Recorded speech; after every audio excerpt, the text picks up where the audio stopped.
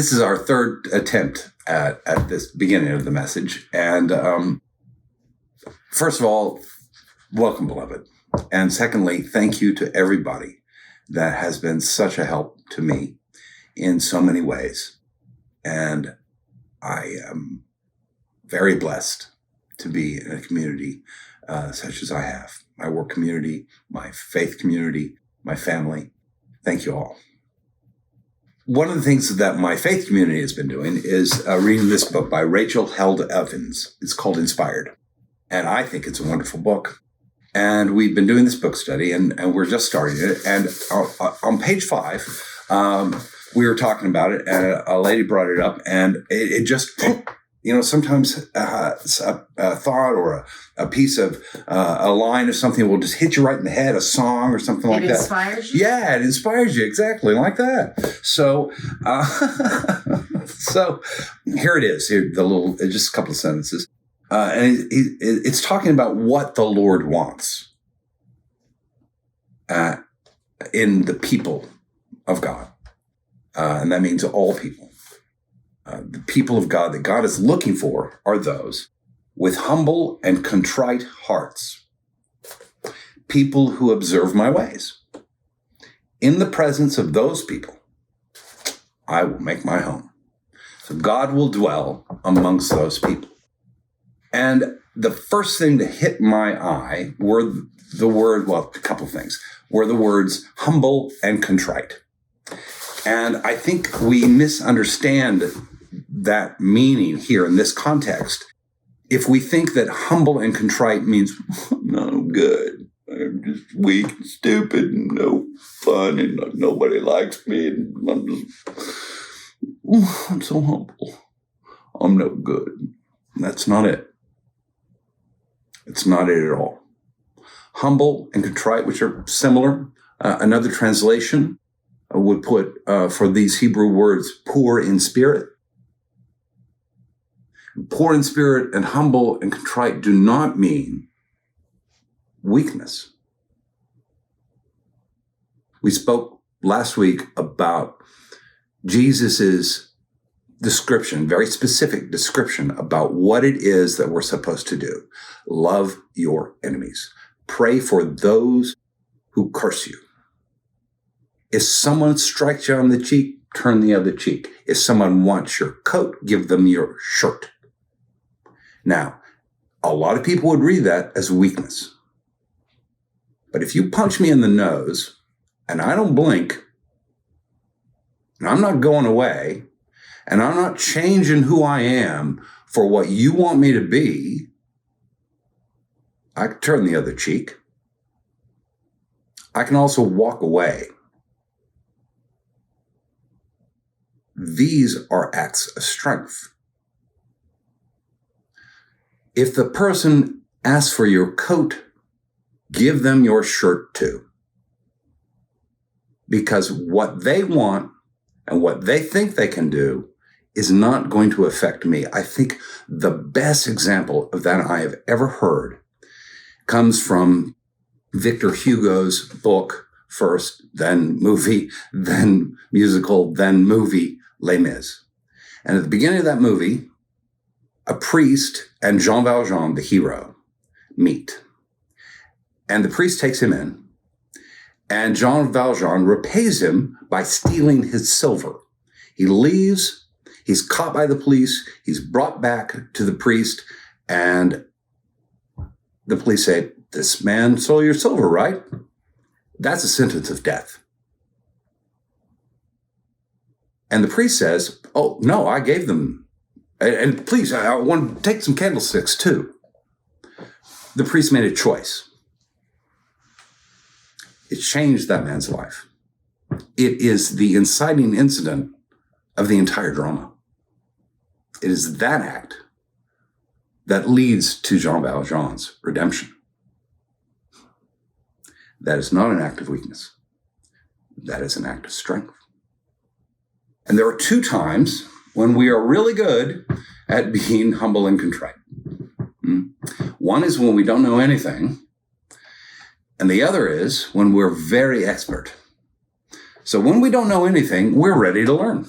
right? So a 2-year-old learning to tie their shoe lets mommy teach them about the rabbit going through the hole and all of that, right? Now, sometimes they don't want to put on their shoe, or they don't want to tie their shoe, or they want to put the shoelace in the toaster or whatever, but they're willing to learn. Because they don't know anything, and they're open to learning. To a trusted person. The other time is when we're expert about the thing. I can say with confidence that I have forgotten more about the theater than most of you will ever know. It's the truth. It's a fact. But if you come to me with an idea, I'm going to listen. And I'm going to say, that's a great idea. Let's do that. And you're going to get my creative juices going, and we're going to add to that. And that's what makes art. Right? So when you're expert about it, or when you don't know anything about it, humble and contrite works. We're in the middle most of the time. Right? And when it comes to the things of God, like loving your enemies, we need to be more here than here. We're more in the I don't know what I'm doing than the expert part. And if you're expert, please come to me. Teach me. So anyway, page 5, the little piece that I read to you about being contrite and humble, is a part of a larger story chapter in this book, which is about creation stories. And it contrasts the sort of ordinary creation stories that all cultures have creation stories, and they have similar aspects to them, many of them. And they kind of fall into broad groups. And one of the broad groups is the one that she describes, in which the god is a great warrior and a really bad person and very, very warlike, and he slays the dragon or the monster or the brother or whatever. And then he creates the universe, right?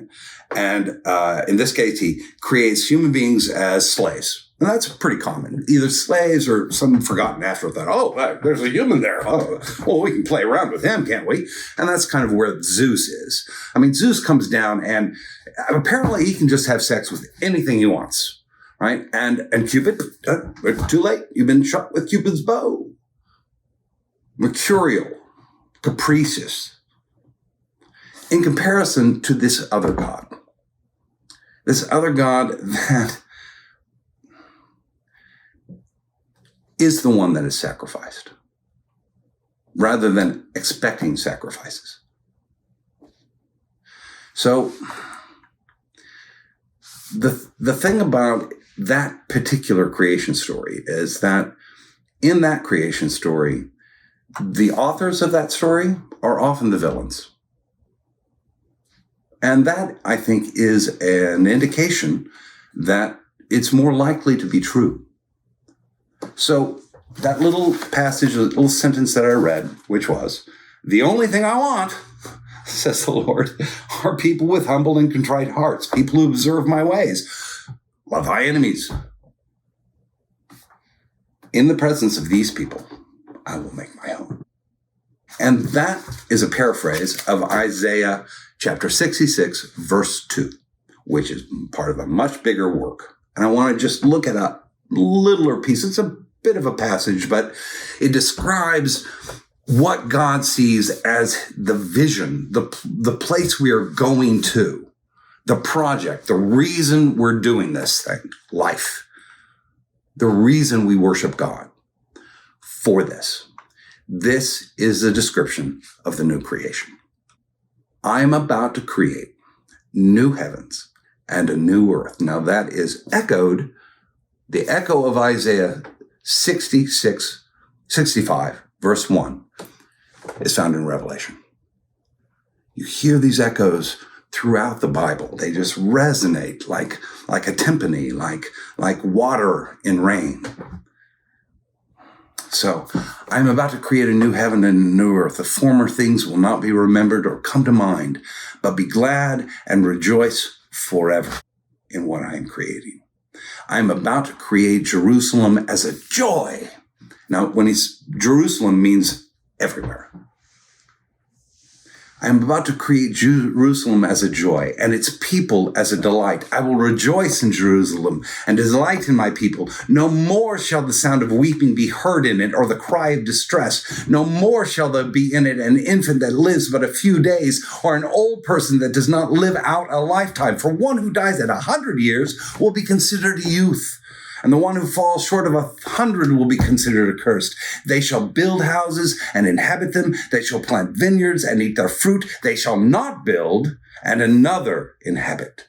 They shall not plant and another eat. You see the parallelism right there?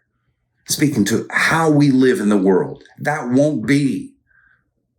They shall not build and another inhabit. They shall not plant and another eat. They shall not labor in vain or bear children for calamity. Before they call, I will answer. And while they're yet speaking, I will hear. The wolf and the lamb will feed together, and the lion eat straw like an ox. Now, that's the vision. How do we get there? It's immediately told, thus says the Lord. Heaven is my throne. The earth is my footstool. What is the house that you would build for me? All these things my hands have made. And so all these things are mine, says the Lord. But this is the one to whom I will look, to the humble and the contrite in spirit. It's echoed again and again, that message over and over again, New, Old Testament. Micah 6:8. He has shown you, O mortal, what is good. And what does the Lord require of you?